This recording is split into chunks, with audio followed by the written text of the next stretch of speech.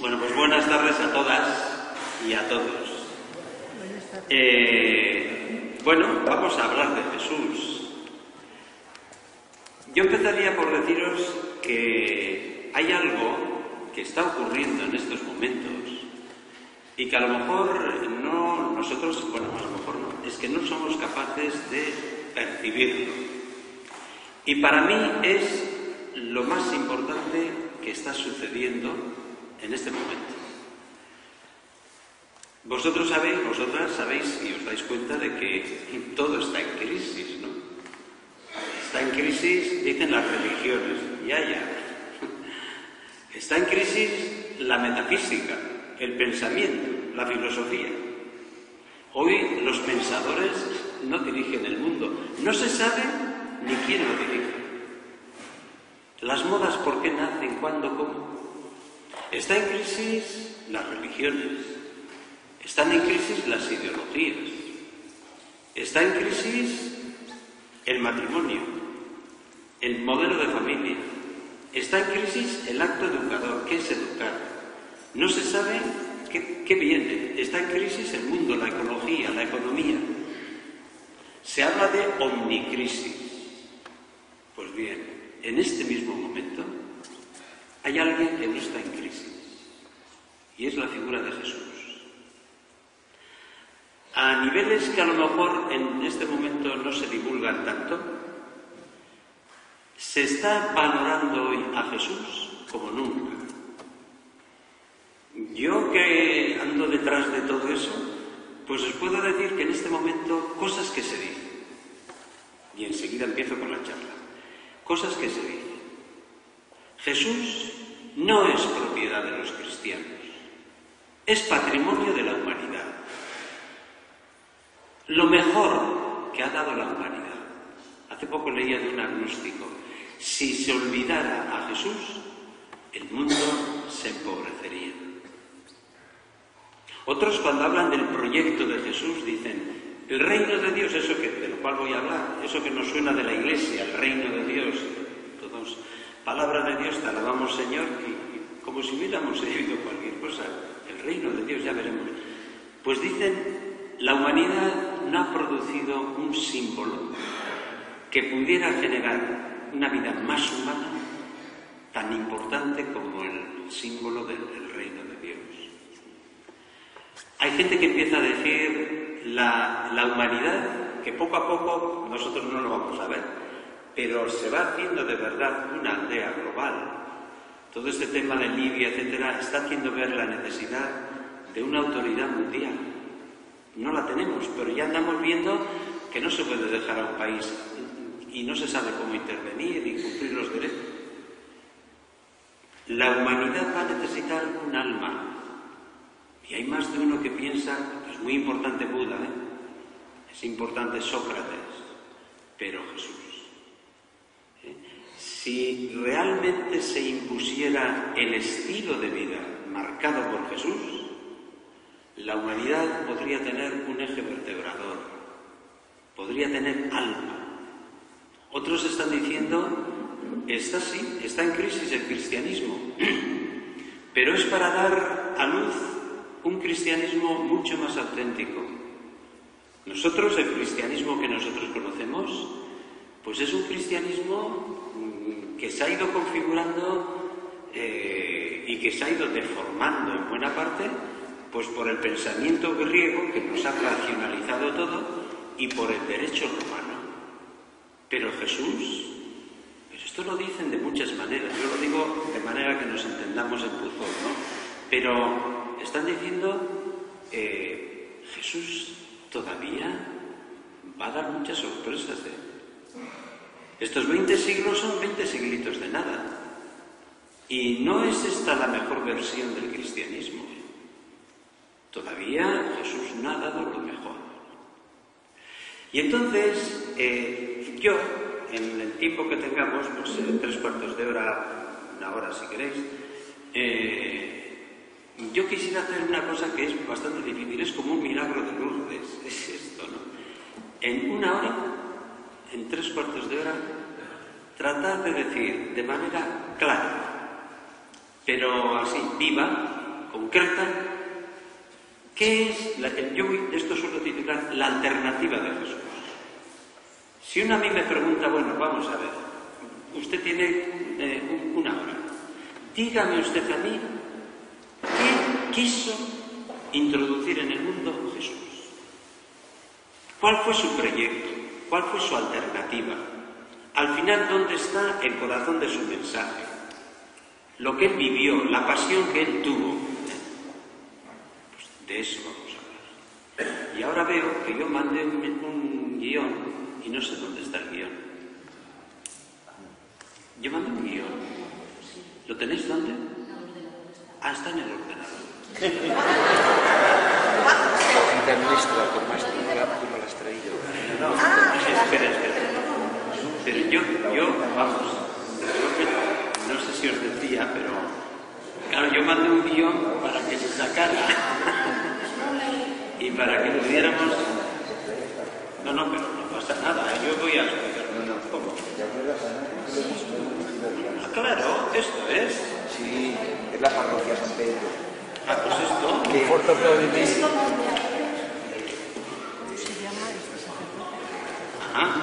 Pues eso está. ¿Y la parroquia de San Pedro cuál es? Ah, sí. Que yo me lo sé. Sí, es que Javier Cortés me suele mandar a mí antes que nadie. Bueno, es igual, si no tiene nada que ver. Es igual, no tiene nada que ver. La alternativa de Jesús. Yo, antes de empezar, ¿qué quiero decir entonces hoy? Quiero presentar a Jesús como el impulsor de un proyecto de vida, una manera nueva de vivir y de experimentar a Dios, desde la cual se puede organizar la vida de una manera humana, digna, dichosa, para todos, empezando por los últimos. Siempre hay que decir esto. Si no se dice empezando por los últimos, todavía no estamos hablando de Jesús.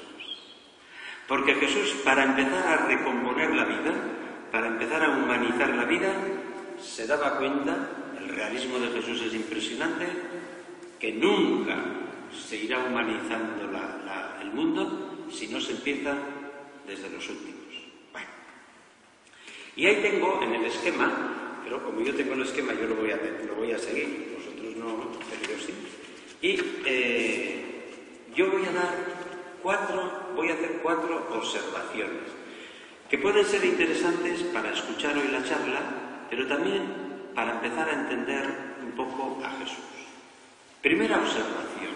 Yo en el esquema dice, Jesús es el inspirador de un proyecto renovador. En la Galilea de los años 30, que es el mundo pequeño que Jesús conoció, no se conoce propiamente una separación entre cosas que para nosotros es muy normal diferenciar. Nosotros sabemos que no son cosas iguales. Lo religioso, lo político, lo cultural, lo económico. Esta manera de pensar solo tiene 2 siglos.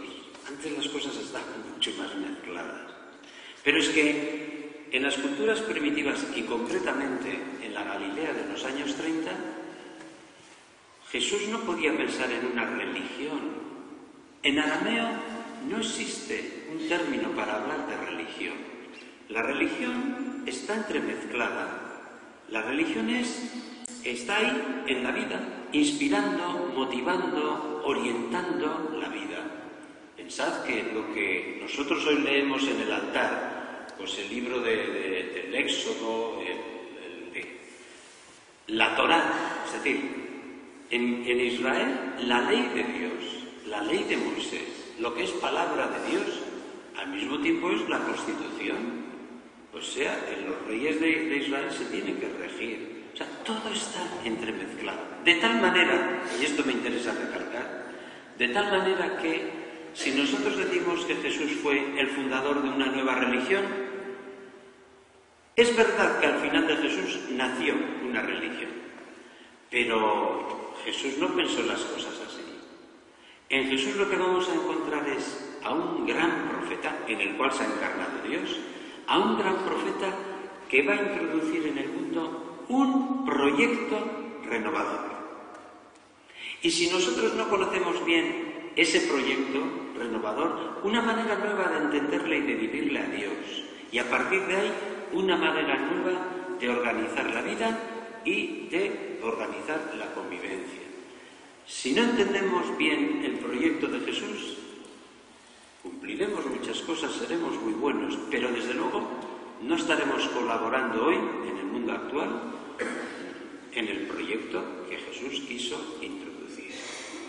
Segunda opción. Primero, por lo tanto, Jesús, inspirador de un nuevo proyecto.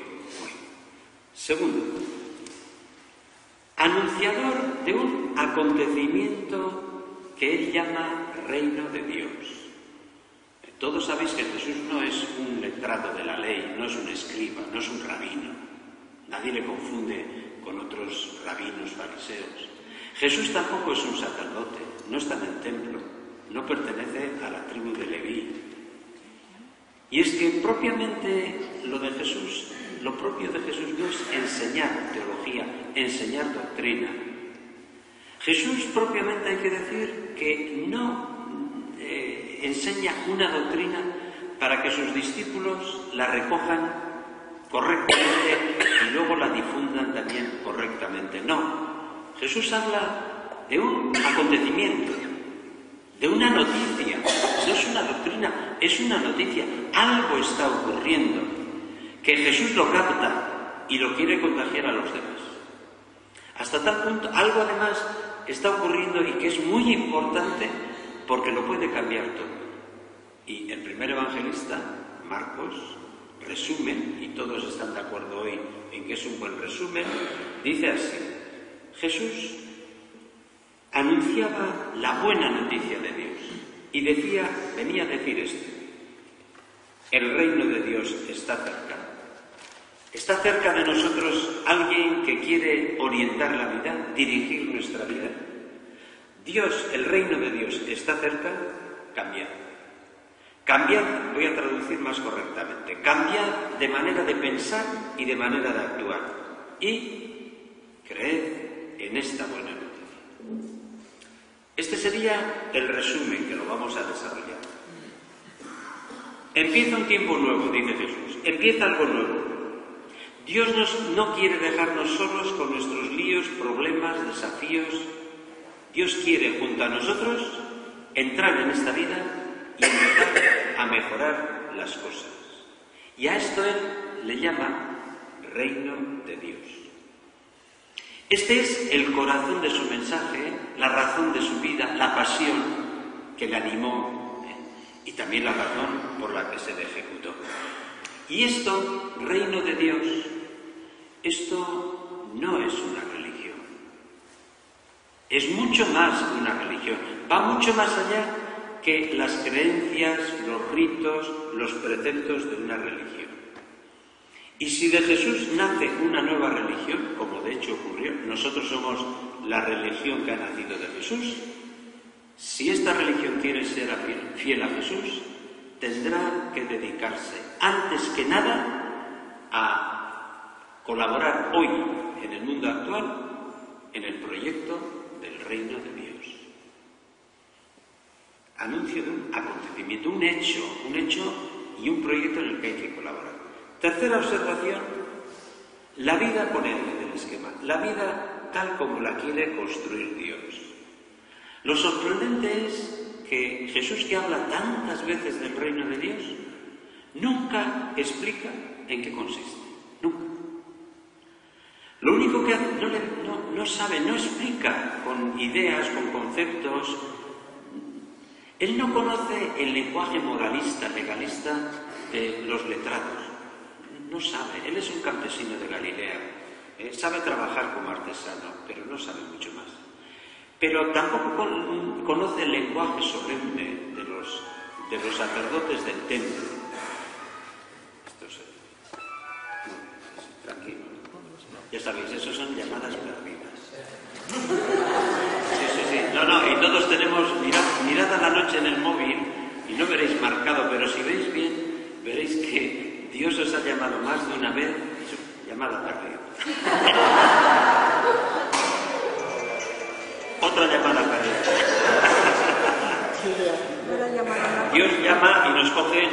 ya pues cada uno en su lío, ¿no? Bueno, pues volvemos aquí. No era capaz de explicar. Lo único que hace Jesús es que Jesús es un poeta. Hoy se está descubriendo. Los poetas son los que rompen el lenguaje, los que abren el horizonte, los que necesitaríamos hoy, poetas, profetas, los que de alguna manera intuyen y te abren la vida. Pues Jesús, con metáforas, con imágenes, con ejemplos y sobre todo con parábolas inolvidables, que Jesús las trabajó en su corazón, nos dice cómo es Dios, cómo actúa Dios y cómo cambiaría el mundo si hubiera más gente, más hijos e hijas de Dios que fueran como Él. Esto es, yo lo formulo así, lo que Jesús llevaba en su corazón se puede decir de esta manera. ¿Cómo sería la vida? Ahora imaginaos a Jesús. ¿Cómo sería la vida en el imperio si en Roma reinara no Tiberio? Que en este momento, cuando Jesús anda por Galilea, Tiberio está en Capri. Igual habéis ido por allí, por el sur de Italia. Está descansando en Capri. Tiene más de 70 años, cruel, obsesionado por el dinero, por el honor, horrible. Pues Jesús, ¿cómo cambiaría todo si no fuese imperio de Tiberio, sino imperio de Dios? Si hubiera alguien en Roma que hiciera las cosas un poco como las quiere Dios.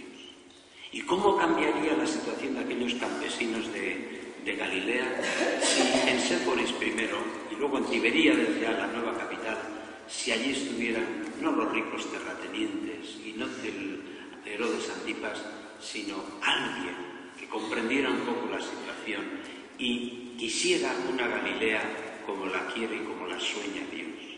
¿Y cómo sería la religión judía si en el templo no estuviera regido por Caifás, José Caifás, sino por alguien que se preocupara mucho más? Ya sabéis que en el templo se almacenaban todas las primicias, todo. El templo era, Jesús le llama cueva de ladrones. Es decir, los ladrones roban fuera y luego se reparten el botín en la cueva, ¿no? Pues eso era el templo para Jesús. Jesús vivió no para renovar una religión, no para hacer una moral mejor, vivió sencillamente para que en el mundo hubiera gente que se pareciera un poco más a Dios, porque todo empezaría a cambiar. Porque vais a ver, ¿qué quiere Dios? Dios lo único que quiere es una vida más digna, más sana, más dichosa, más amable, más respirable, para todos, empezando por los últimos. Y ahora un pequeño paréntesis, solo un pequeño paréntesis. ¿Y cómo sería Buzón? ¿Y cómo seríamos nosotros? ¿Y cómo sería la Iglesia si tratáramos de tener el corazón que tiene Dios? Veréis que el primer mandato de Jesús, un grito que yo lo voy a decir aquí, ¿no? Sed compasivos como vuestro Padre es compasivo. Ese es el primer mandamiento cristiano, no dudéis. Tened corazón como lo tiene Dios. Ya iremos viendo. Y la cuarta observación, primero, inspirador de un proyecto renovador, anuncia un acontecimiento que tenemos que desentrañar enseguida, el reino de Dios. El reino de Dios es al final la vida tal como la quiere construir Dios. Eso es el reino de Dios. Cuando oigáis por aquí en la iglesia, el reino de Dios quiere decir que si reina Dios, las cosas les irán bien a los hombres. Y todo tendrá que empezar a cambiar. Y los últimos serán los primeros. Y las prostitutas podrán entrar en el templo antes que los sacerdotes. Y los que se ensalzan serán humillados. Y los pecadores podrán comer con un hombre de Dios como es Jesús. Todo cambiará porque la vida será más digna, más dichosa, más humana, más amable, más llevadera para todos, empezando por los últimos. Y por último, tengo ahí otra observación. Entrar en el imperio de Dios. Y es que Jesús, para hablar de todo esto, utilizó esa metáfora, reino de Dios, una gran metáfora. Pero reino de Dios, Jesús decía Jesús hablaba en arameo. Para que lo oigáis una vez en la vida, Jesús decía Malkutat Halacha, Pero en toda esa parte del imperio se hablaba en griego. En Jerusalén hablaban muchos, Caifás, los saduceos, muchos hablaban griego. Y los evangelistas que escriben en griego siempre utilizan para hablar del reino de Dios una palabra griega, basileia, que significa el imperio romano. Cuando en tiempos de Jesús se hablaba del imperio, se hablaba del reino, el único reino que había era el de Roma. Y entonces cuando la gente empezó a escuchar esto, fijaos, que hay que entrar en el reino ¿de quién? De Dios. Fijaros, si predicáramos esto en la iglesia, si hay que entrar en el reino de Dios, es que hay que salirse de algún otro sitio. Así de sencillo. Si hay que entrar en el reino de Dios, habrá que salirse o del reino del dinero, o del reino de la violencia, o del reino de no sé qué César. Eso seguro. Pero la gente quedó impactada. El lenguaje de Jesús creaba unas expectativas y al mismo tiempo unos recelos tremendos. La vida de Jesús peligraba ya desde el comienzo. ¿Qué quiere decir este hombre cuando dice que entremos en el imperio de Dios? Parece que hay que salirse del imperio del César. Y ya lo creo, que Jesús llegará diciendo, no le deis al César lo que es de Dios. ¿Y qué tiene el César que no sea de Dios? Su dinero, injustamente ganado. Porque lo que es de Dios son los pobres, los que no tienen a nadie que les defienda, etc. Y no se puede servir a Dios y al dinero. Iremos viendo cómo entrar en el reino de Dios, entrar en el proyecto de Jesús, nos va a interpelar, porque podemos, y cuando en la iglesia todos los domingos, ¿no?, rezamos el Padre Nuestro, no sé en qué estaremos pensando, pero le decimos a Dios, no le pedimos ir al cielo, le decimos que venga tu reino aquí y que se haga tu voluntad aquí, en la tierra, como se hace en tu corazón, en el cielo, que es tu mundo. Nosotros, si estamos pidiendo que venga el reino de Dios a la iglesia, a nosotros, es porque no estamos dentro. Eso que quede un poco claro. Por lo menos que no estamos dentro como podríamos estar más metidos en el asunto. Bueno. Y ya, supuesto esto, yo voy a desarrollar 4 pequeños puntos que en el esquema, pues mira, dice esto. Para que se vea qué es entrar en el proyecto de Jesús. Primero, dice, la compasión como principio de actuación. Si queremos entrar en el proyecto de Jesús, tenemos que orientar toda nuestra vida desde la compasión.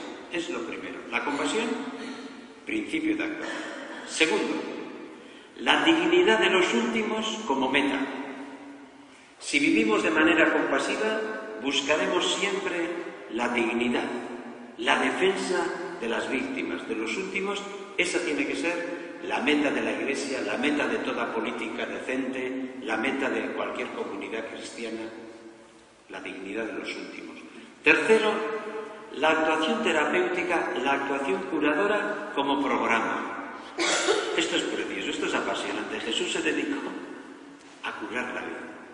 Es precioso. Yo en el libro cuando hablo de las curaciones, el título, cuando hablas de las curaciones de los enfermos, no sé, yo no hablo. El capítulo se titula Jesús, curador de la vida. Y hablaremos de esto. La actuación de un cristiano es curar la vida, curar la vida. Y por último, el perdón como horizonte. Menos mal que hay perdón. Menos mal que Jesús se murió diciendo, Dios mío, al final será eso, pero primero dice, Padre, perdónalos porque no saben lo que hacen. No han hecho examen de conciencia, no han confesado sus pecados, ¿no? Pero Jesús, el Dios encarnado, se muere diciendo, perdónalos porque no tienen ni idea de lo que están haciendo. Y esa es la historia de la humanidad. No tenemos ni idea lo que estamos haciendo. Pues estos 4 puntos. Primero veremos la compasión como principio de actuación. Segundo, la dignidad de los últimos como meta. Tercero, la curación de la vida como programa. Y cuarto, que hay perdón, que esto es lo más importante al final. Hay perdón, ese es el horizonte.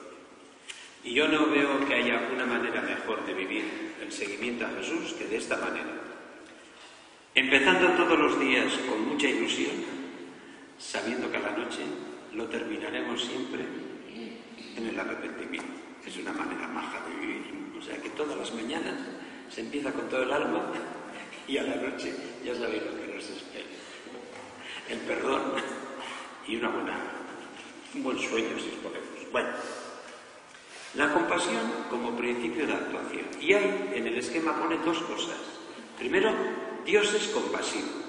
Segundo, sed compasivos como vuestro Padre del cielo. Esto voy a ver.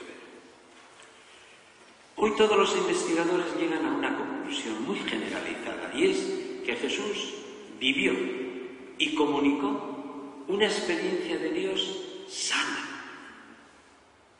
Lo grande de Jesús es, cuando se le estudia, y esto lo dicen muchos, que le vive a Dios sin proyectar sobre la divinidad pues los miedos, las ambiciones, los fantasmas que normalmente las religiones suelen proyectar sobre Dios. Incluso la religión cristiana. Le puenteamos a Jesús y nos hacemos un Dios que tiene poco que ver con el de Jesús, que es el rostro de Dios en Jesús es gozoso, es sano, una experiencia sana. Pero ¿qué experiencia tiene Jesús de Dios? Brevísimamente alguna cosa.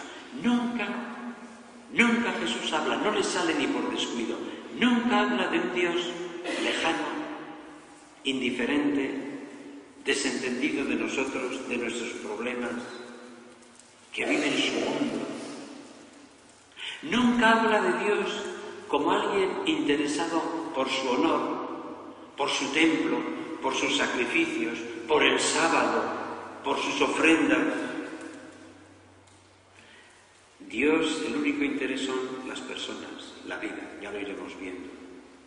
No habla tampoco nunca Jesús de un Dios legislador que dirige el mundo con leyes naturales. Pues las cosas tienen su modo de funcionar, porque Dios creador ha introducido ahí unas leyes.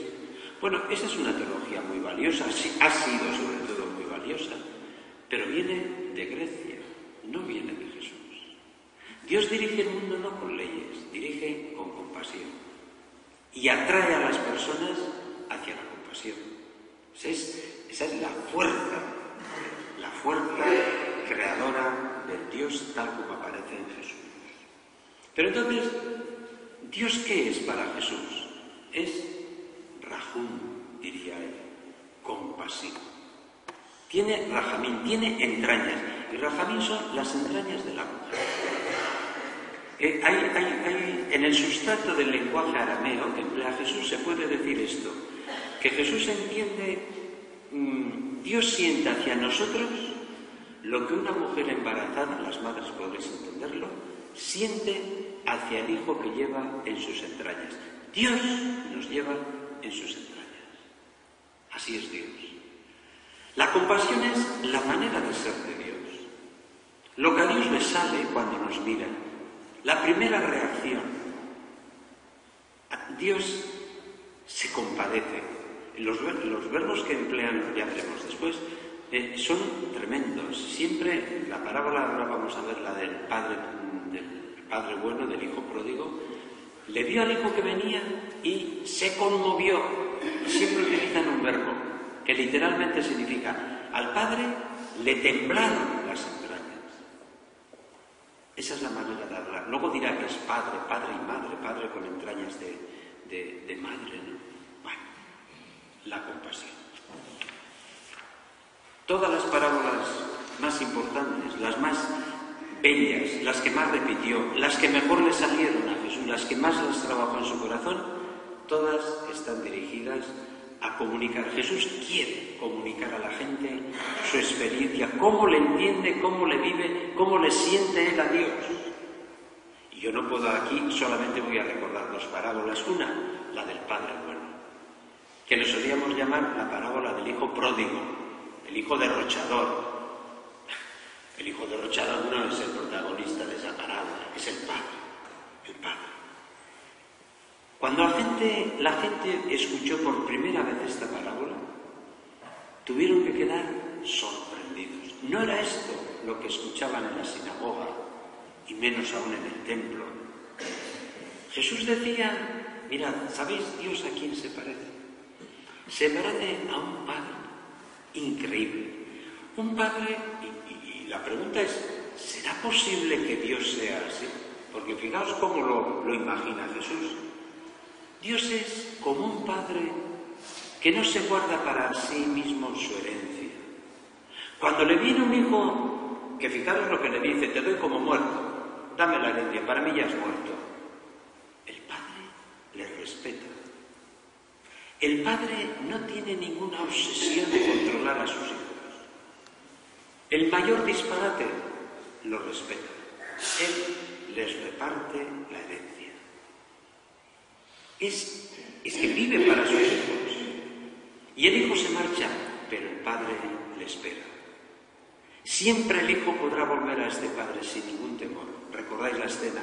Cuando lo ve lejos, viene aquel hombre deshecho, impuro, hambriento, y el Padre le vio, y la primera reacción, siempre en los evangelios, el Padre se conmovió. Le temblaron las entrañas y perdió el control y echó a correr. Los grandes patriarcas de aquellas familias no corrían. ¿Sabéis qué? Las personas dignas no pueden correr. Nunca le veréis al arzobispo corriendo por la calle para coger el autobús. Entre otras cosas porque no irán al autobús, pero no puede correr. Y tampoco el presidente de la autonomía. No. Corren los niños. Zaqueo, que se hace niño, ¿sabéis cómo corre Arnaldo? Claro.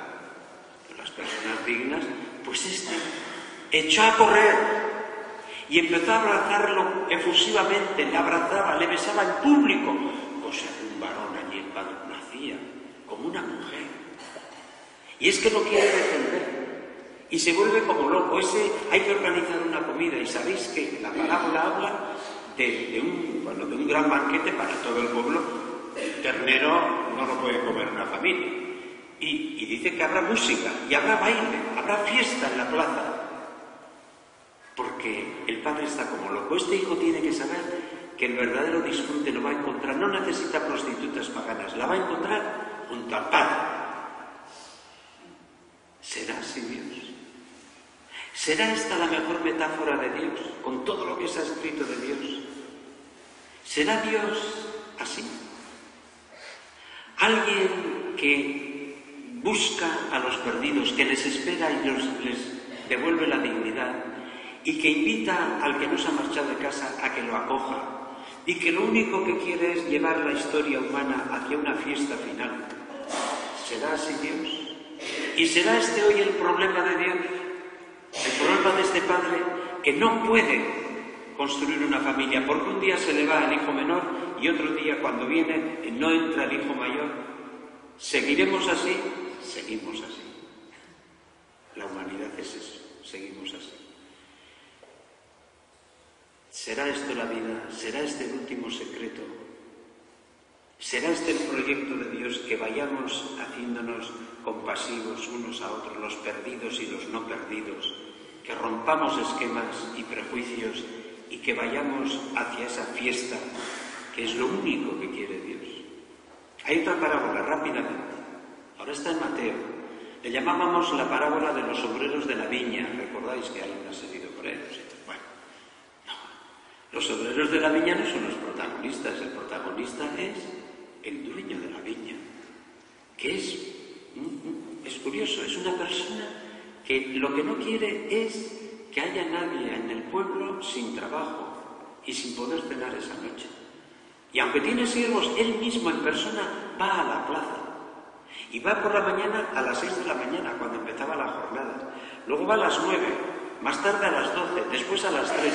E incluso va a las 5 de la tarde, cuando faltaba solo una hora para terminar la jornada. Y lo único que le preocupa, porque los predicadores suelen decir, no, es que necesitaba obreros para su mies porque había mucha cosecha. La parábola, eso es ciencia ficción que solemos hacer los curas. La parábola no habla de eso. La parábola lo único que dice es que le preocupa, pero ¿cómo? ¿Estáis parados? Falta una hora para terminar la jornada. ¿Todavía estáis en la plaza parados? ¿Y qué vais a comer esta noche? Le preocupa a la gente parada que no puede comer. Y por eso, cuando termina la jornada, les paga a todos un denario. Por un trabajo tan desigual, el mismo. ¿Por qué? Porque él quiere que todos tengan. Denario era lo que se necesitaba en Galilea en esa época para mantener a la familia durante un día, para que puedan comer. Y cuando protestan, sabéis lo que dicen, ¿no? Es que tenéis que ver con ojos malos que yo sea bueno. Cuando se vio por primera vez esta parábola, tuvieron que quedar. ¿Cómo? ¿Qué ha dicho Jesús? ¿Será Dios así?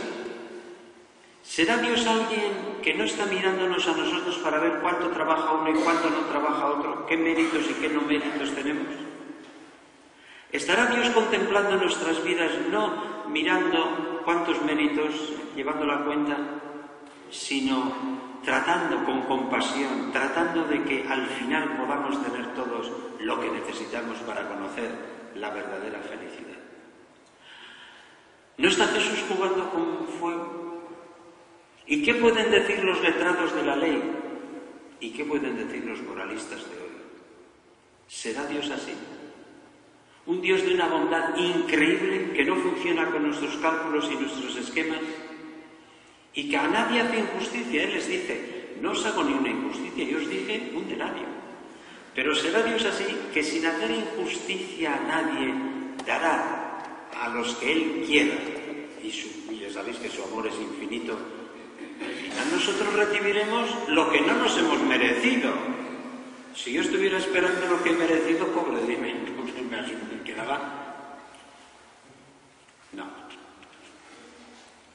El catecismo decía que Dios premia a los buenos y castiga a los malos. Sí, pero no. Porque ¿quién le va a decir a Dios lo que va a hacer? Y si yo le sigo a Jesús, me dice que Dios, que no vea yo con ojos malos lo que haga Dios, y que Dios es alguien infinitamente compasivo. Pues desde esta experiencia de ese Dios compasivo, Jesús grita un día, sed compasivos como vuestro Padre del cielo. ¿Qué es lo que veía él? Fijaos, en la sociedad de Galilea ocurría lo siguiente. Todos tenían un principio para actuar, y estaba en un viejo libro, Levítico, que decía así, sed compasivos, sed santos como yo vuestro Dios soy santo. Y esto hacía la gente, ser santos como Dios es santo. Pero este Dios santo, el Dios del templo, ¿quién es? Pues es un Dios que maldice a los paganos y bendice solo al pueblo elegido. Rechaza a los pecadores y es amigo de los justos. Aleja a los impuros y deja que se acerquen los puros. Y en el templo no podían entrar los paganos, bajo pena de muerte. Y no podían entrar los pecadores, tenían primero que ofrecer sus sacrificios de expiación, y los impuros tampoco. Y entonces Jesús se encontró con que su pueblo, tratando de ser santo como era Dios santo, si se entiende la santidad como así, lo no impuro, lo no contaminante, lo no pecaminoso, pues se iba generando una sociedad absolutamente discriminatoria, horrorosa. Y me entenderéis enseguida. En Israel, en Palestina, se encontró Jesús con esto.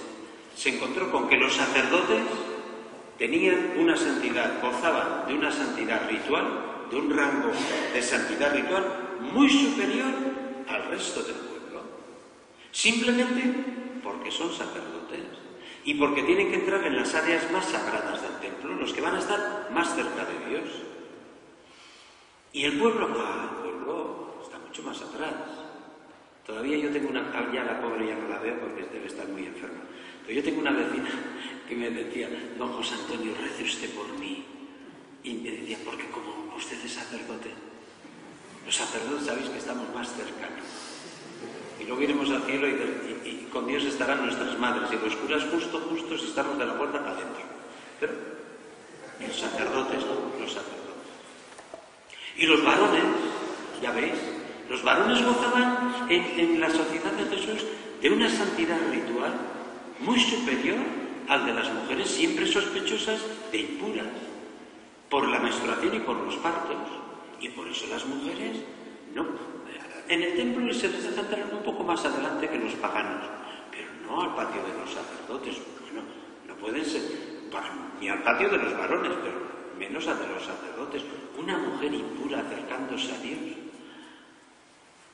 Y los sanos, hombre, los sanos, la salud es una bendición de Dios. Dios bendice a los sanos. En cambio, los enfermos se les llamaba incluso malditos de Dios. Algo habrá hecho un enfermo. Y en tiempos de Jesús, por ejemplo, los mudos, los sordos, ¿para qué van a entrar en el templo? Un sordo si no va a escuchar lo que se canta. Y un mudo si no va a cantar salmos. Y un leproso se les paraba en la puerta. Fijaos que cuando Jesús bendice a los enfermos, está bendiciendo a aquellos que no pueden ser bendecidos por los sacerdotes dentro del templo.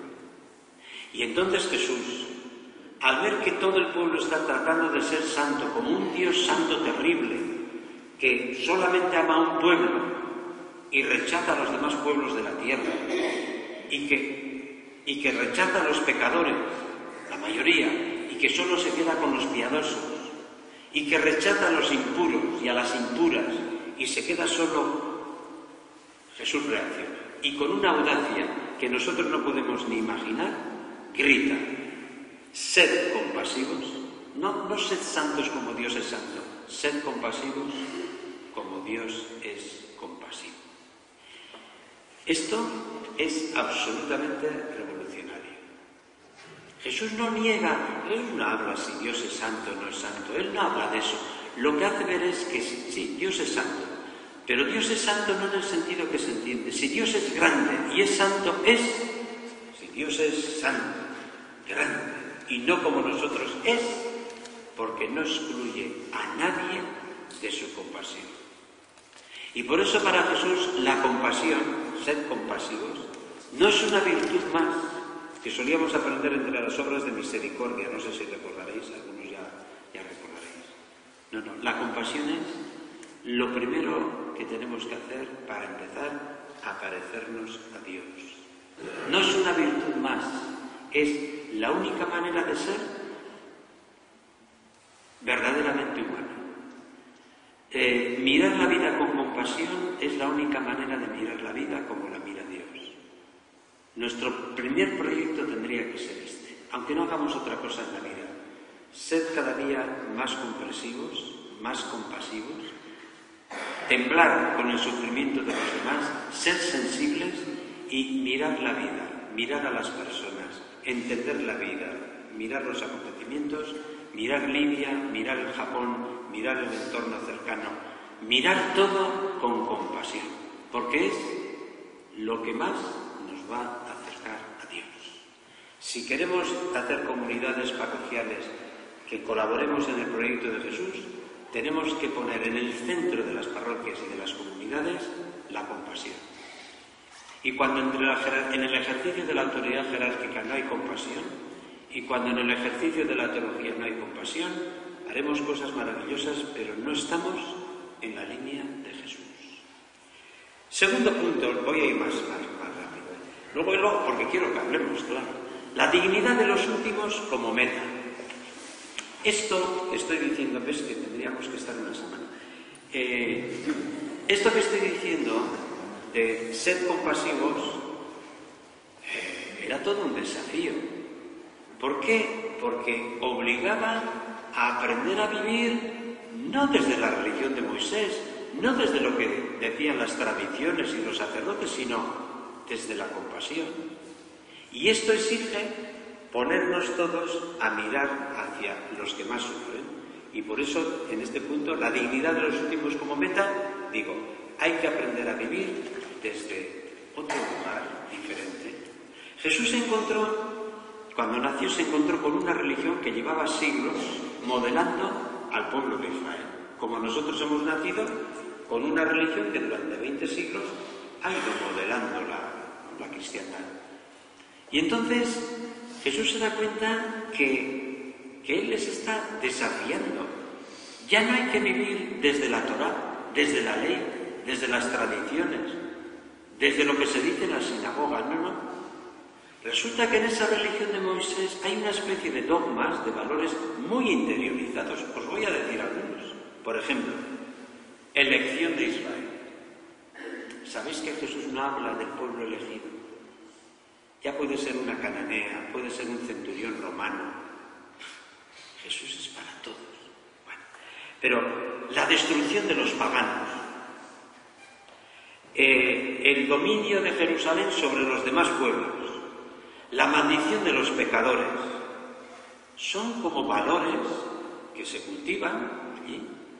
Es una religión que ha modelado la religión del templo, la espiritualidad de los diferentes grupos, y ahora Jesús empieza a decir, hay que vivir desde otro lugar, hay que vivir desde la compasión hacia los que sufren, desde la defensa de los últimos, que para vosotros tienen que empezar en algún momento a ser los primeros.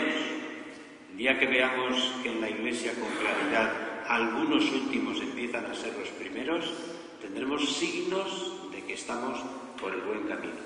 Pero hay que empezar a vivir defendiendo la dignidad de todo ser humano, acogiendo incondicionalmente a todos.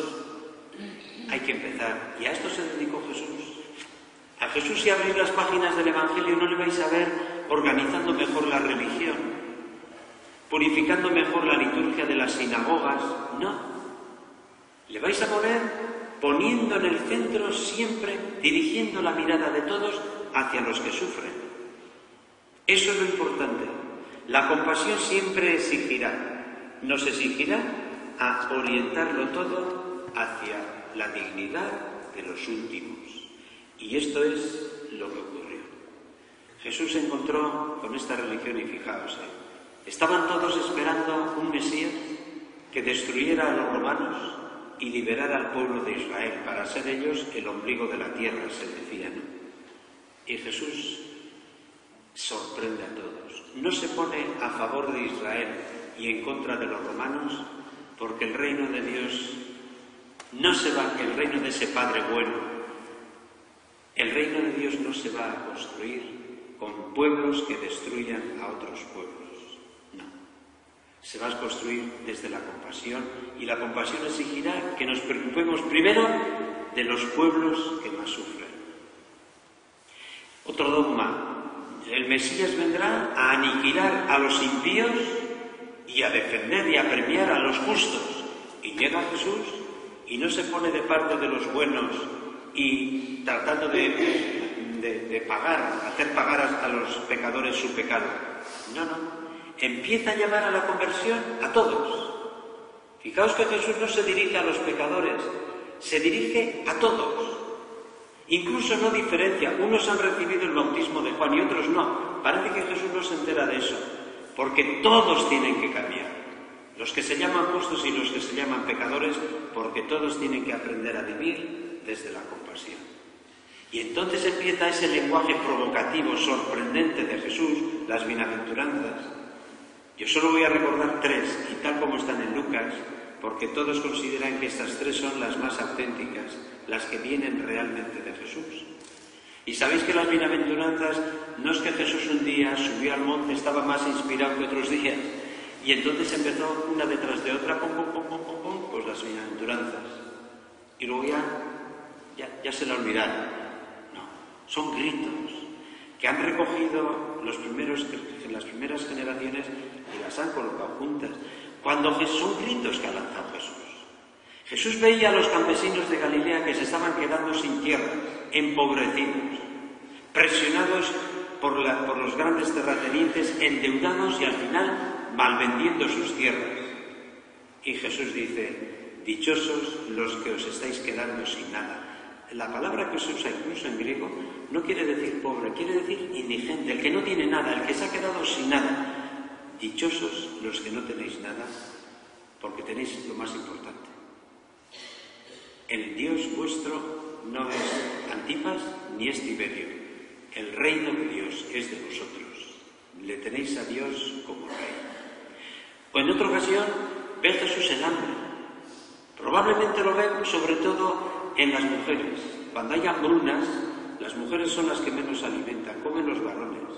Y los niños y las mujeres, y esos niños y niñas a los que Jesús abrazaba, le encantaba abrazar, niños de la calle, esas mujeres a las que se dejaba acercar, pobres prostitutas que para ganarse la vida hacían lo que podían, Jesús les dice, dichosas los que tenéis hambre, porque Dios os quiere ver comiendo. Y cuando les veía llorar, ¿cuándo veía a Jesús llorar a aquellos campesinos? Cuando recogía las cosechas, lo mejor, y veían que ya desde Séforis o desde Tiberíades llegaban los recaudadores con sus escoltas para llevarse lo mejor de las cosechas, y lloraban. Y Jesús les decía, dichosos los que lloráis, Dios os quiere ver riendo. ¿No es esto una burla? ¿No es esto cinismo? Jesús habla con total convicción. ¿Sería cinismo y una burla si Jesús estuviera viviendo en las villas de Séforis o en el palacio de Antipas, o en el barrio residencial de los sacerdotes que se está excavando ahora y están apareciendo las mejores porcelanas de la época, porcelana de Chipre, etc.?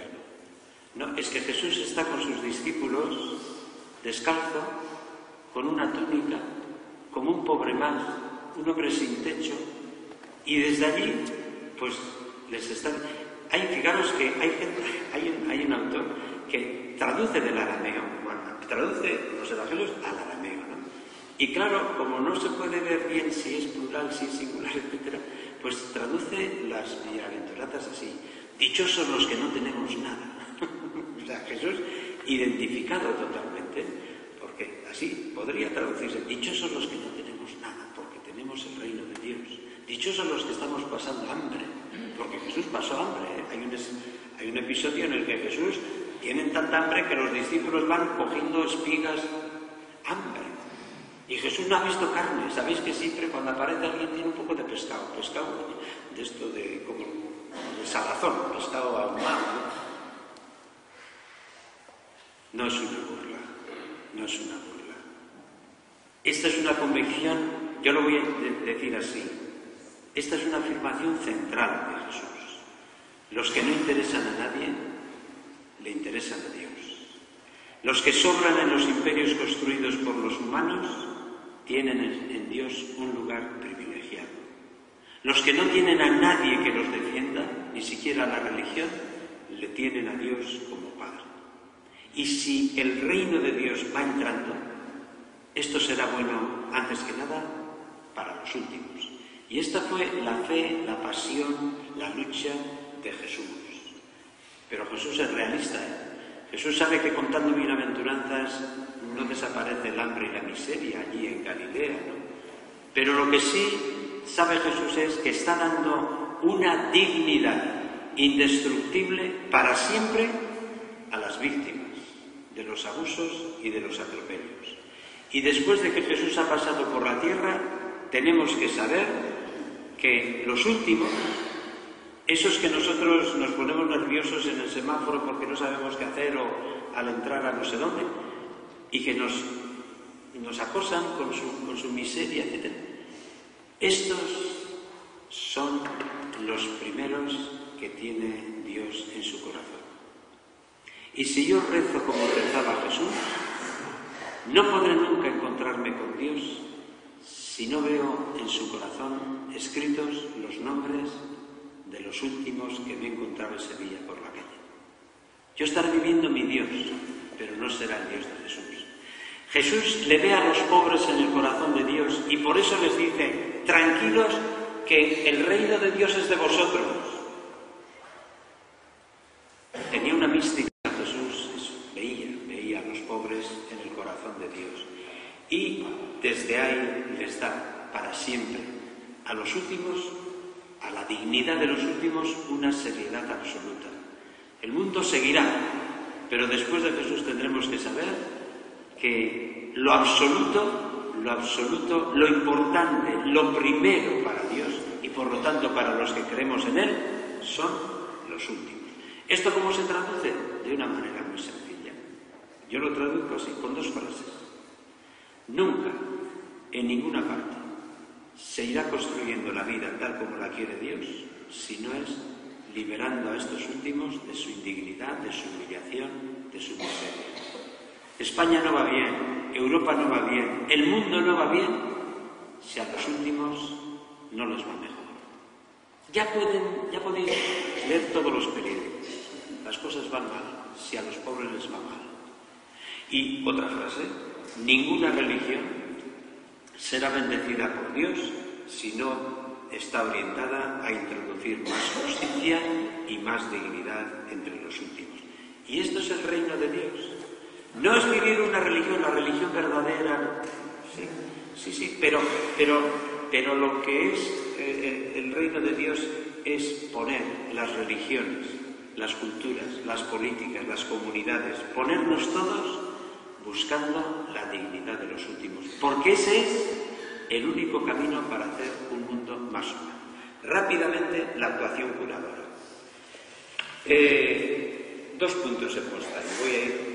El sufrimiento y la marginación son la primera preocupación de Jesús. La primera. No es el pecado, no es la moral, no es la religión. La primera preocupación es el sufrimiento de la gente. Y en esto la gente tuvo que captar enseguida el abismo que había entre Juan el Bautista y Jesús. Juan el Bautista sí. La clave para entender al Bautista es el pecado.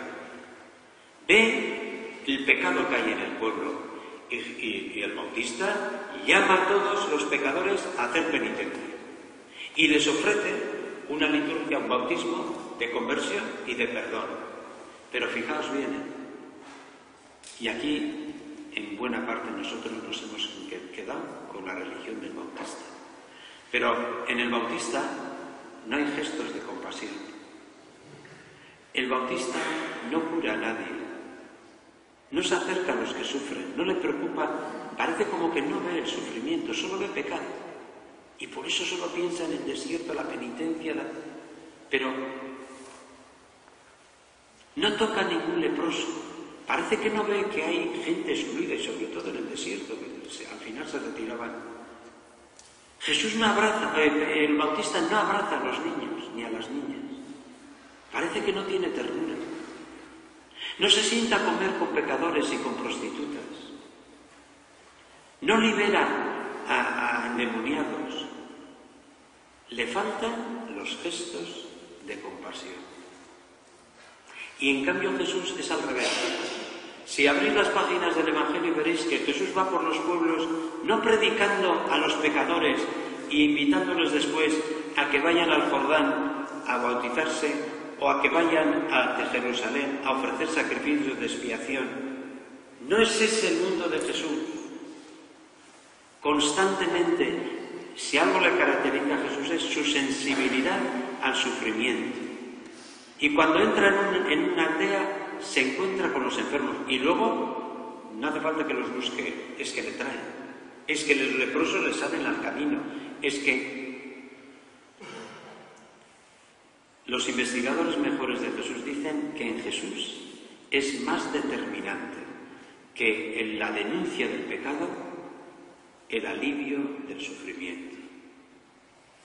Y alguno podría decir, y esto ha ocurrido en el cristianismo, ha cogido muchísima importancia el pecado y vemos la redención como liberación del pecado y se ha ido olvidando el sufrimiento que destruye a las personas, cuando la redención es también, y antes, redención de esta situación de dolor y de sufrimiento.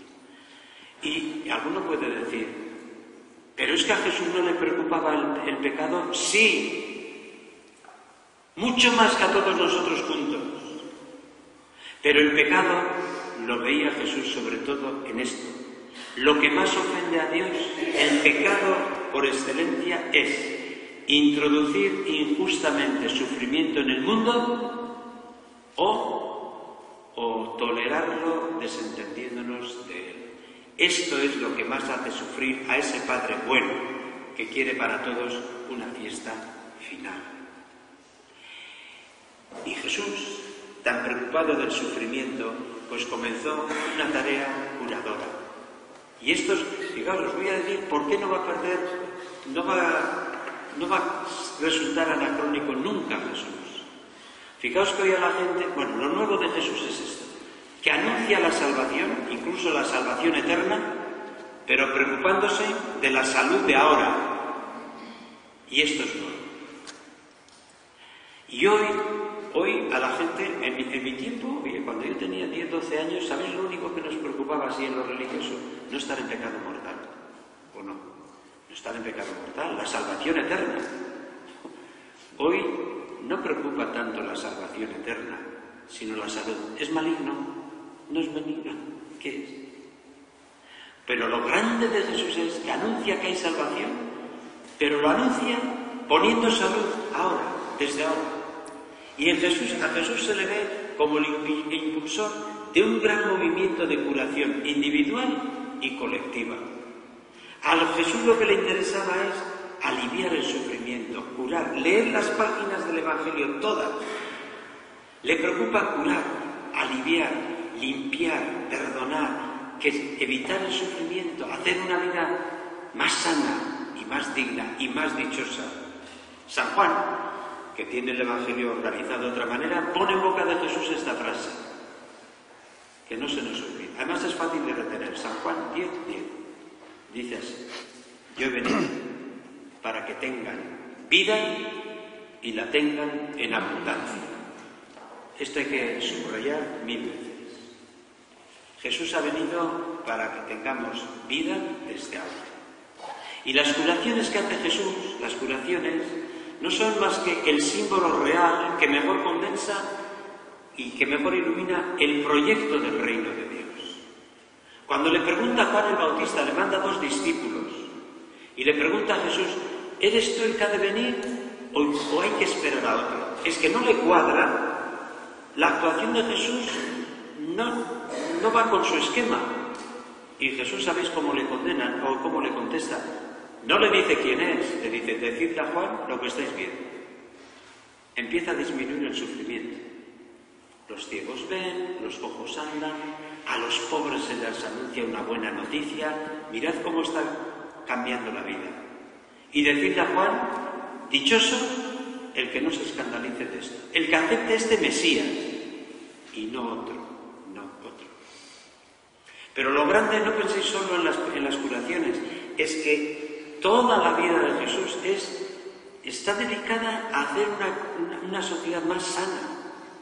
Yo no puedo más que apuntar y termino enseguida, pero los gritos de Jesús, la crítica, la rebeldía de Jesús contra tantos comportamientos patógenos, enfermos de la religión del templo.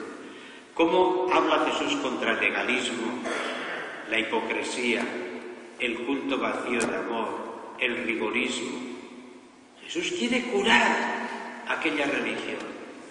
El empeño de Jesús: no tengáis miedo, hombres de poca fe, ¿por qué dudáis? Ese empeño de Jesús en que la gente le pierda miedo a Dios y que vivan desde la confianza, es una manera de curar la vida. El esfuerzo por una convivencia más digna, cómo rompe barreras entre varones y mujeres, entre samaritanos y judíos, entre niños y adultos. Jesús es un hombre que está constantemente curando la vida, haciéndola más humana, más amistosa, más amable. Es acogida a los maltratados por la vida y a los olvidados de la religión, que a veces esto no se destaca, pero Jesús se dedicó fundamentalmente a los que más olvidados estaban por parte del templo. Y por eso no es extraño que cuando Jesús va a confiar su misión a sus discípulos, no los imagina como jerarcas, ni como teólogos, ni como liturgistas, sino como curadores. Siempre, invariablemente, cuando Jesús confía su misión a sus discípulos, siempre les dice 2 cosas. ¿Qué tenéis que hacer? Proclamad que el reino de Dios está cerca, que la gente se cree que Dios está lejos, Vosotros decís, Dios está cerca y quiere entrar en nuestras vidas porque quiere vernos gozar mejor de la vida. Y curad enfermos. Proclamad que el reino de Dios está cerca, curad enfermos, limpiad leprosos, arrojad demonios. Gratis lo habéis recibido, dadlo gratis. La primera misión de los seguidores de Jesús no es hacer teología, ni siquiera hacer culto. El culto, la teología, nos pueden curar si están bien orientados. Pero lo primero es curar y sanear. Y por último, el perdón como horizonte. Lo que más escándalo provocó y mayor hostilidad generó hacia Jesús, sabéis que fue su amistad con los pecadores. Nunca había ocurrido algo semejante. Lo de Jesús es inaudito. No solamente en la religión de Israel, sino en la historia de las religiones parece que es muy difícil encontrar un hombre de Dios que tenga fama de Dios y que viva, no que reciba a los pecadores para convertirlos, no, que viva en compañía de pecadores, rodeado de recaudadores, ladrones, prostitutas, comiendo con ellos. Es inaudito. Un hombre de Dios que trata con esta amistad, con esta simpatía, con este respeto, con este cariño a los pecadores. Esto era muy difícil de entender. Porque además Jesús trataba con ellos no como representante de la ley. No le ve nadie, fijaros, esto es muy importante para los curas, no sé en qué curas estamos aquí, porque la gente nos mira a nosotros como los representantes de la ley. ¿Esto se puede hacer o no se puede hacer? Esto es pecado. Nadie le vio a Jesús como representante de la norma, sino de la compasión. Nadie le vio como moralista. Jesús se acerca como amigo. La gente enseguida le dice, amigo de pecadores. Junto a Jesús se podía estar, se podía comer con él. Él insistía en eso. Enseguida, los mejores investigadores de Jesús piensan que el gesto más revolucionario, más original, más escandaloso y más significativo de Jesús es sus comidas con pecadores, que Jesús buscó intencionadamente. Se ve enseguida cómo reaccionó la gente, primero con sorpresa. Hay una frase en el primer evangelio. ¿Qué? ¿Qué? ¿Es que come con publicanos y pecadores? Sorpresa. ¡Qué vergüenza! No guarda las distancias, no sabe ser santo y no contaminarse. Y segundo, ahí le tenéis, un comilón, borracho y amigo de pecadores. Hoy no nos deberíamos de acostar sin darle gracias a Dios por una cosa. Es increíble esto, que Dios, ese Dios al que tenemos tanto miedo, tanto recelo, tanto, no sé, pues que cuando Dios se ha hecho hombre en Jesús, la gente le ha visto como amigo, no de los santos, de los piadosos, sino de los pecadores.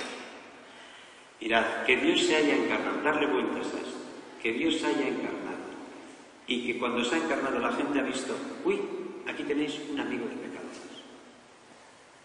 Ya me gustaría que a alguien se le ocurriera un día y viera que en la iglesia somos amigos de pecadores.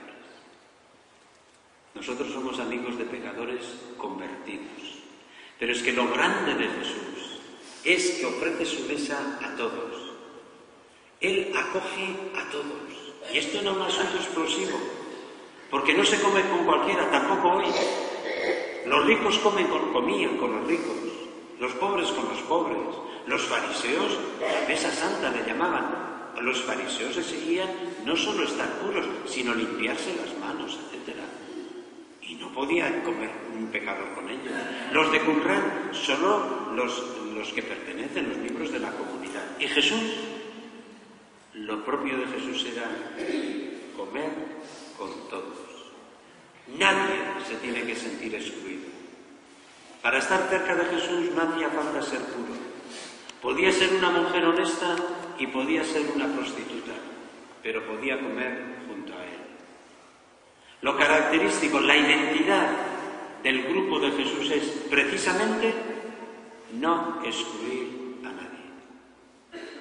No ha habido en la tierra un hombre que haya proclamado con tal fuerza, con tal convicción, la amistad, la comprensión, el perdón de Dios hacia los pecadores como Jesús de Nazaret. Jesús de Nazaret acogía a los pecadores tal como eran, pecadores, sin saber si se van a convertir o no. Y claro, en esas comidas con pecadores contaba parábolas como la del pastor loco. Ese pastor loco que, oye, se le pierde una oveja, deja las 99 y va detrás de la oveja. Él es el que hace todo, la busca, la coge, la trae. Jesús empezaba acogiendo, dando el primer paso. No sabía si le iban a responder o no, pero él ofrecía el perdón. Voy a terminar diciendo, al estilo de hoy, cómo resonaría el mensaje de Jesús a los pecadores. Me da pena tener que correr, termino con esto. Yo le escucho a Jesús decirnos hoy su mensaje a los pecadores de esta manera. Cuando os veáis juzgados por la ley civil, la ley penal o la ley religiosa, sentíos comprendidos por Dios. Cuando os veáis rechazados por la sociedad o por la religión, sabed que Dios os está acogiendo. Cuando nadie os perdone vuestra indignidad, nadie os entienda vuestro comportamiento, sentid sobre vosotros y vosotras el perdón inagotable de Dios. No lo merecéis, no lo merece nadie, pero Dios es así. Dios es bondad insondable. Dios es perdón, no lo olvidéis nunca. Creed en esta buena noticia. Y yo termino con esto.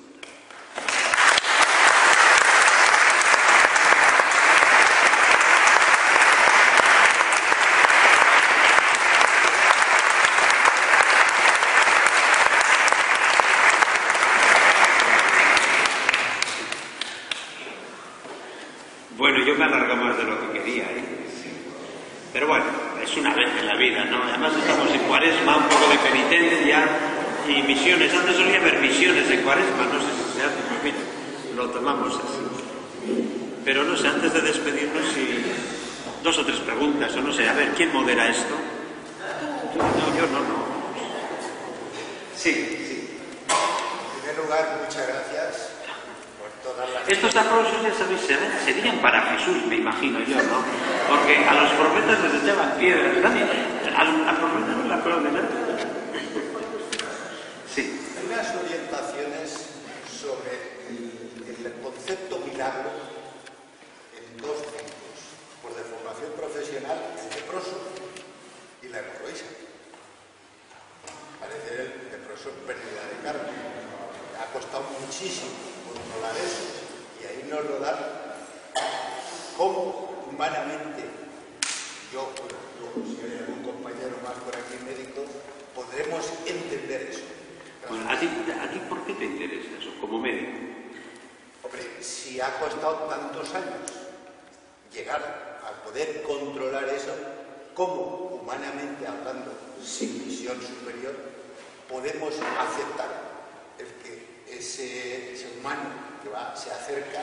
Bueno, primero te voy a decir que los leprosos que aparecen en Galilea, el tema es muy largo y ahora me parece que querer pretender en 5 minutos, pero te voy a poner para empezar. Cuando los investigadores empiezan a analizar esto, por ejemplo, lo primero que se analiza es quiénes son estos leprosos. Pues no es la enfermedad de Hansen, ¿no? Como es el virus de Hansen, ni mucho menos.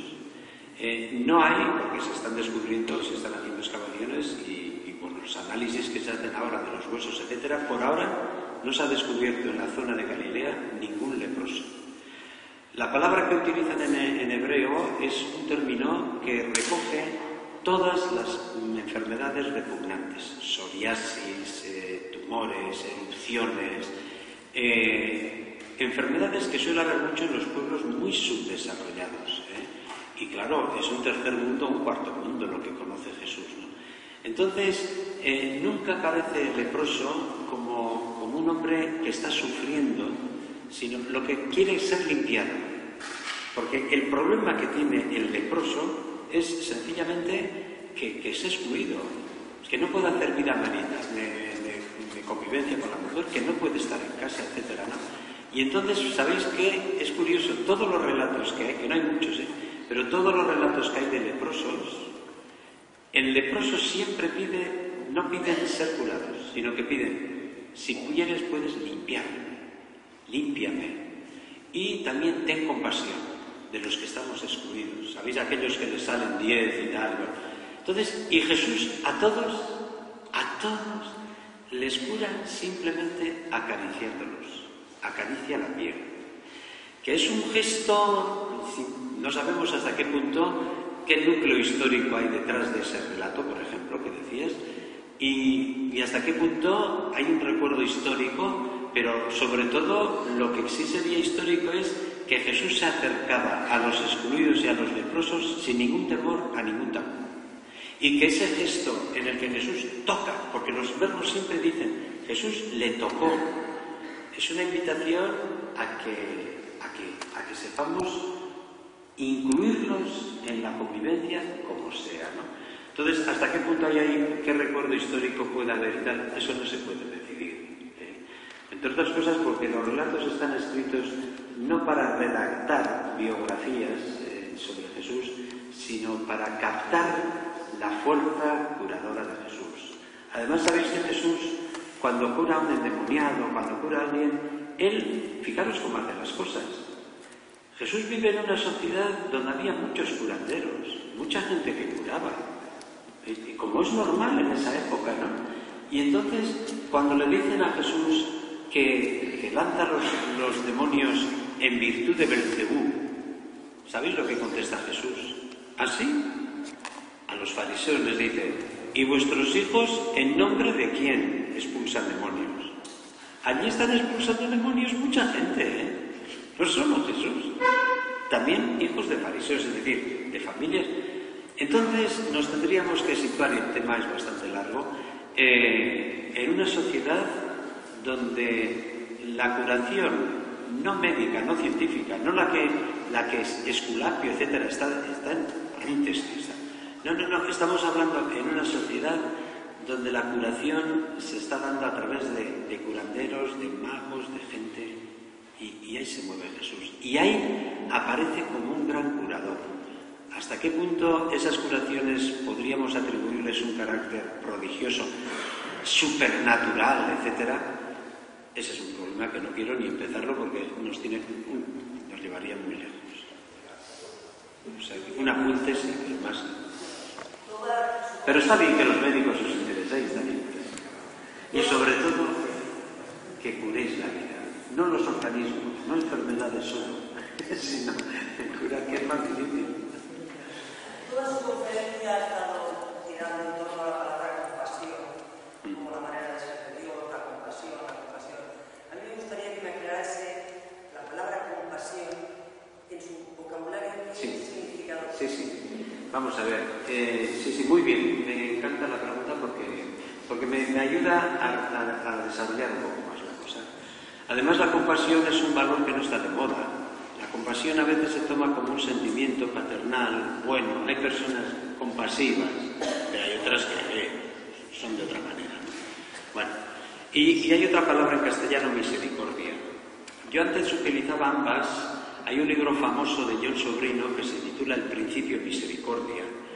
La misericordia, sin embargo, en lo que yo puedo saber de castellano, que no sé mucho, es la misericordia puede tener unas connotaciones de alguien que desde arriba hace misericordia, da un indulto, tiene misericordia.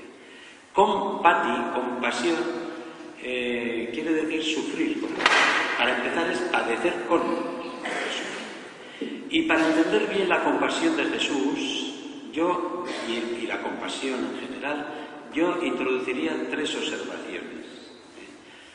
En la compasión podríamos diferenciar como 3 momentos, que no serán cronológicamente así, pero para aclararlo me vais a entender enseguida.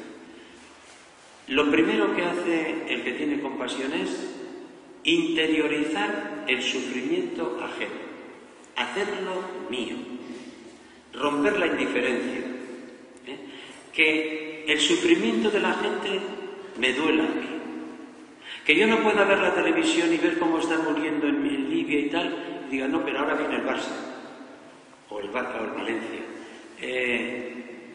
Cuidado. Yo si quiero ser, vamos, la persona compasiva tiene sensibilidad al sufrimiento. En Jesús se ve que no puede pasar de largo. Recordaréis el capítulo 10 de Marcos, el ciego de Jericó, ¿no? Van en peregrinación. Hay un junto al camino gritando un hombre, ten compasión de mí. Y los discípulos, que lo primero que quieren es orden, y así seguimos poniendo orden en la iglesia, pero entonces quiere orden, le dicen, que molestas. Y Jesús, cuidado. Él va hacia el templo en peregrinación, pero que hay uno que le está gritando, imposible seguir adelante. Jesús se para, llamadme, que quiero estar con él. Primero, escuchar el sufrimiento, ser sensible al sufrimiento, hacer lo mío, que de alguna manera me duela. Segundo momento, que ese sufrimiento de la gente, de los de lejos o de los de cerca, en mí cree un principio de actuación, una manera de ser. Yo actúo porque realmente me responsabilizo del sufrimiento de los demás, que se convierta en un principio de actuación, una manera de ser. Y tercero, que ese principio de actuación, que esa manera de ser no sea puramente teórica, sino que se vaya concretando a lo largo de cada día en gestos orientados siempre a aliviar o a suprimir el sufrimiento o a acompañarlo o a como sea. O sea que tres cosas para mí entran en la compasión. Interiorizar, hacer mío el sufrimiento de los demás, ir adquiriendo un estilo de vida compasivo, atento, que me hace vivir muy sensible a todo esto, y ese principio de actuación que se convierta concretamente día a día en una praxis, en una práctica Fijaros, Jesús es tan sensible a esto, a que hay que vivir así, que se le ocurren cosas tremendas. Y dice un día, mira, aunque sea un vaso de agua, sí, no quedará sin premio. Jesús es un detallista. Cuando no puede más, abraza a los niños, los bendice, se identifica con ellos. Cuando no puede más, come con pecadores. Hace lo que sea, pero bendice. Oye, que os llaman malditos de Dios, que no os bendicen en el templo, los enfermos. Tú ten fe y les bendice. Les quiere envolver en su ternura. Jesús es un hombre de gestos. Y es muy importante para mí. No seremos grandes héroes, al menos yo no. Pero yo creo que sí podemos ser hombres y mujeres de gestos. Una persona que se dedica a sembrar gestos compasivos, es decir, sabe acompañar, sabe escuchar, sabe animar, sabe entender, sabe comprender, sabe parar esta discusión, sabe reconciliar, sabe levantar el ánimo de todos, sabe poner esperanza, contagiar un poco de paz, ayudar a las personas a relativizar los problemas, entender a la persona deprimida. Cuando una persona vive así, está siendo un curador. Y Jesús fue un profeta curador, lo diré mañana yo con todo el alma. No fue un profeta de palabras, fue un profeta que hablaba con sus gestos. Y ser una persona de gestos compasivos es de lo más grande que se puede ser. Y mucho más en esta sociedad donde parece que nada es gratuito, todo hay que cobrar. Yo te doy esto, pero tú me das esto. Todos son contraprestaciones. La compasión no está, lo gratuito no está. Algo es gratis, ¿no? Cuando te llaman por teléfono, que ahora nos acosan por teléfono, mire, somos de la telefónica de no sé qué, te vamos a... Parece que te están regalando algo. Tú sabes que te están buscando porque les interesa. En una sociedad donde hemos hecho una sociedad tan de intereses, de contraprestaciones, de no... Si tú haces algo gratuitamente por los demás, pues eres tonto. El vivir de manera original, contracultural, con gestos de compasión, para mí es lo más grande. Las personas que a mí más me impresionan son las personas sencillas que sin darse cuenta están viviendo, madres por ejemplo, que están viviendo una vida totalmente de gestos, de hechos, de práctica, se están desviviendo, están gastando su vida por los demás. Son los que me admiran. No sé si te contesta, pero por ahí va la cosa. Y te agradezco porque como era muy central, sí, allá hay otra pregunta. Has hablado de investigadores de Jesús. Sí. Una palabra, un detalle de la ¿Un detalle de? algún detalle, también tú como historiador, sobre las publicaciones últimas del Papa acerca de la figura de Jesús. Sobre las publicaciones. Sí, sobre los pocos que han aparecido, si hay alguna cosilla que especialmente te haya... No, te voy a decir una cosa muy general, que aunque el Papa le pone a los dos libros, a los dos tomos, Jesús de Nazaret, propiamente no es, y lo dice desde el principio, es muy interesante ver el prólogo del primer tomo, que salió el primer tomo, ¿no? Donde él dice que esa es su meditación personal. De tal manera que el Papa pues, prácticamente no cita a ningún investigador. Y los que cita son de hace 30 o 40 años. Es que yo ya sé que no ha tenido tiempo ni para dedicarse a eso. El Papa te va dando una reflexión cristiana que trata de ser muy realista, pero propiamente, y él lo dice desde el principio, no es una obra de investigación histórica, sino que es una meditación teológica. Fíjate que cita a padres de la Iglesia, a San Agustín, a San Jerónimo. Para comprender a Jesús está citando a San Jerónimo, a San Agustín, incluso en este último a Francisco de Asís. O sea, eso ya es una reflexión, pero propiamente, y es muy difícil en las críticas, en los comentarios que se hacen, sobre todo en Alemania, no saben exactamente cómo colocar los libros del Papa, en qué género literario.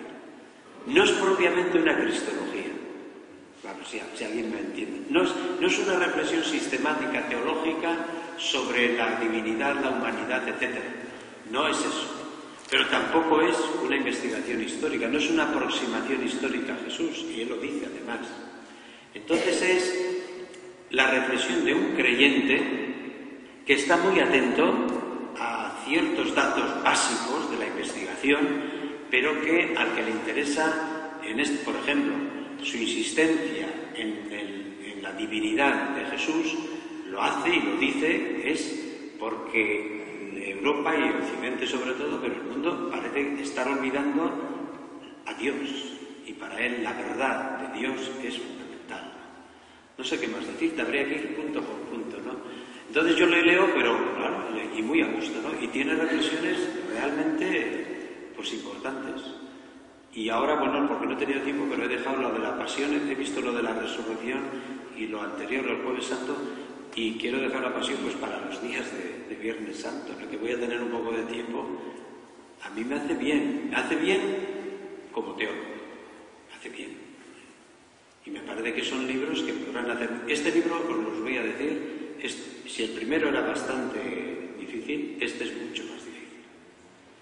Aquí yo creo que en algún momento ya parece que se ha olvidado a quiénes se iba a dirigir, y aunque han sacado 1 millón de ejemplares, quisiera saber cuántos miles se venden, y cuántos cientos se leen, y cuántas decenas quedan tocados. Porque el problema de la teología es este, ¿no? Que tú puedes desarrollar de manera muy brillante, pues cómo entiendes la encarnación y la divinidad y la humanidad, etcétera. Pero tú vas leyendo eso, la doctrina sin más no toca los corazones, no enamora, no atrae, te convence, no te convence, pones dudas, tocan las personas. Por eso ser creyente no es simplemente creer cosas acerca de Jesús. Fijaros, a veces hay personas que creen en Jesús así. Yo creo en Jesús, sí, sí, sí. Yo creo que hizo milagros. Yo creo que resucitó. Yo creo que es esto, sí, sí. Yo creo que se encarnó de María Virgen. Yo creo que... O sea, creen cosas sobre Jesús. Pero esto no es lo primero. Lo primero es, ¿quién decís vosotros que soy yo? ¿Quién soy yo para vosotros? Lo primero es colocar a Jesús en el centro de nuestra vida y preguntarme qué lugar ocupa en mi vida. Ser creyente antes que creer cosas, creer algo, es creerle a Jesús. Creyente cristiano, creerle a Jesús. Que Jesús sea el centro, el que me da el sentido a la vida, el que me ayuda a vivir con responsabilidad y el que me hace vivir con esperanza. Jesús. Y luego las explicaciones en una cultura racional de aquí en adelante no serán tan importantes, porque estamos entrando en una cultura donde la razón científica sí, pero la razón especulativa, metafísica, está muy en crisis. Pero hasta ahora ha sido muy importante la doctrina. Hoy va a ser menos. Pues eso te diría, por decirte algo. Sí. Pero leed, yo le hago propaganda, ya no sé, no es ninguna competencia. No, yo creo, y luego quiero decir, este Papa, aunque es difícil, de pronto te encuentras con unas páginas escritas con un tono cálido.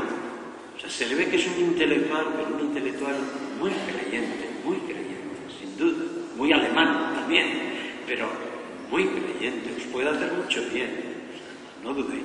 Sí. Muchas gracias por tus minutos, por tus homilías. Hablando de libros, estoy intentando comprar un libro que ha escrito un señor que se llama Paola, que se llama Jesús, pero no acabo de encontrarlo en las librerías. ¿Tú sabías decirnos qué está pasando? Pues que no está en las librerías.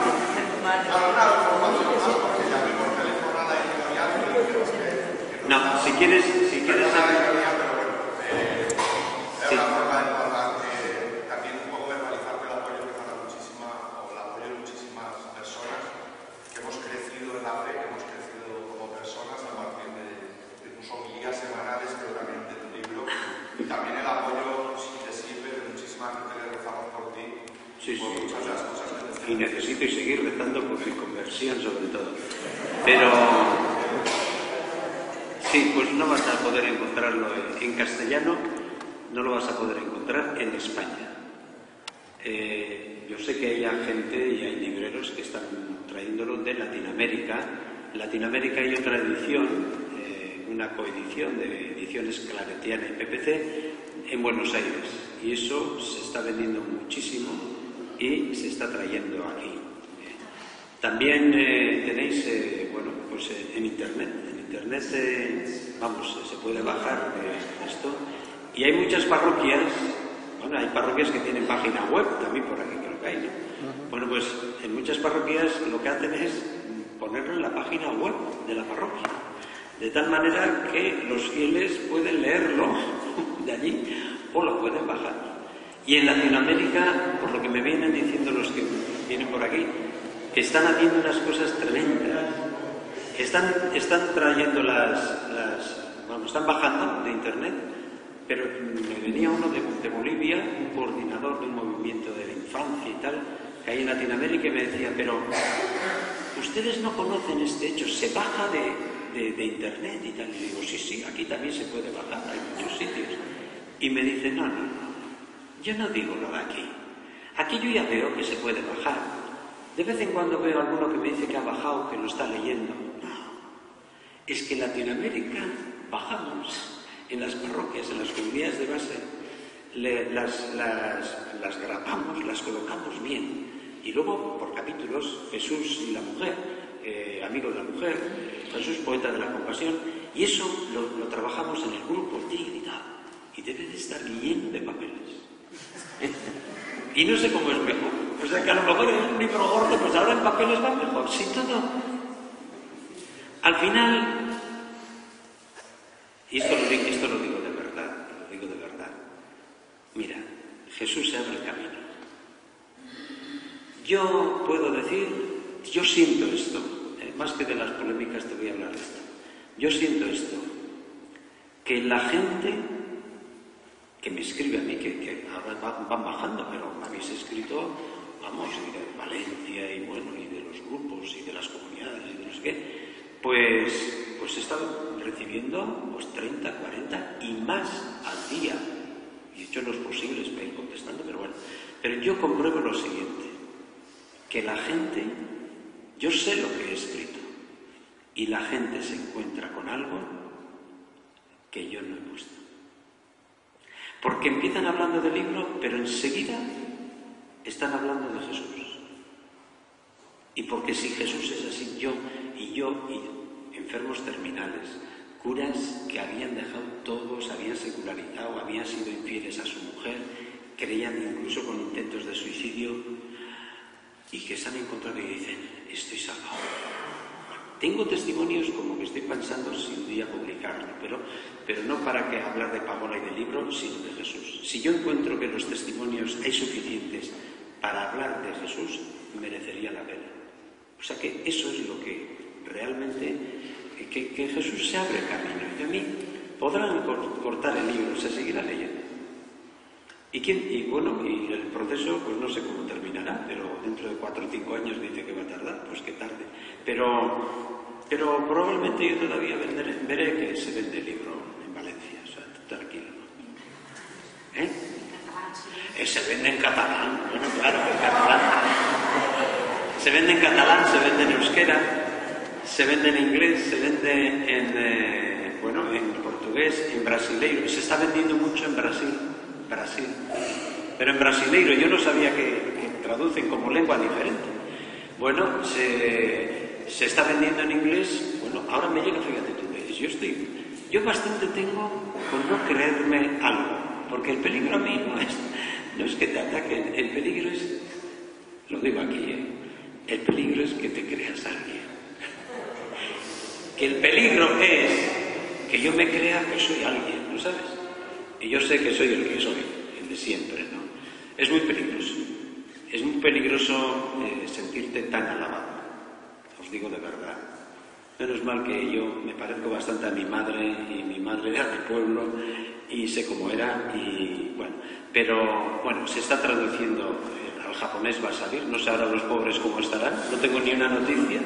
Les he escrito y no contestan. Supongo que están un poco lejos de Fukushima. ¿Cómo es? Fukushima. Va a salir pronto en croata, probablemente antes de Semana Santa, en croata. En Croacia, quiero decir, una editorial de Zagreb. Después de 30 años de ateísmo oficial, dicen que los libros religiosos hay un hambre y quieren traducir esto. Hay ahora va a salir en francés, que ya era hora, en francés, una editorial, la editorial de Cerf, los curas a lo mejor os suena, una gran editorial. Para mí esa es lo más importante, la editorial de París, que eso, una vez de que se traduce ahí, ya es importante. Y bueno, y el libro, ahí también quieren, no sé si la cosa va en serio, pero ahí hay un grupo que quiere traducirlo al hindi y al gujarati, que son 2 lenguas indias, porque la persona de Jesús pues tiene un atractivo grande y están pidiendo autorización para quitar algunas cosas, para que la cosa occidental que ellos no puedan entender, pues cambiarla. Es un proyecto un poco todavía verde, pero yo sí veo, y digo otra cosa, también suelo decir esto, ¿no? Que yo ya sé que esto que voy a decir no es prueba. No es prueba ni para vosotros ni para mí, pero yo, en este momento, cosa que hace 10 años no hubiera dicho, en este momento, lo digo en forma coloquial, para que nos entendamos, lo digo así. Cuando he visto todo el remolino que se armó, yo digo, a ver si es verdad que Jesús está vivo. ¿Me entendéis, no? Está vivo. Está vivo. No vale esto, pero yo digo, esto no puede ser. Para mí es un signo de que Jesús está vivo y operativo. Para mí sí. Pero claro, no sirve, sigues creyendo, ¿no? Pero Jesús está más vivo de lo que nos creemos. Y no está por ahí, ¿eh? Está más vivo de lo que nos creemos en nuestros corazones, ¿eh? Levantad un poquito, o sea, mirad un poco por los rincones del interior y lo encontraréis. Bueno, yo creo que, oye, yo no sé hasta cuándo se puede estar, pero vamos. Jesús solía también hablar de noche, pero ya con Nicodemo y esta gente, ¿no? Muy bien.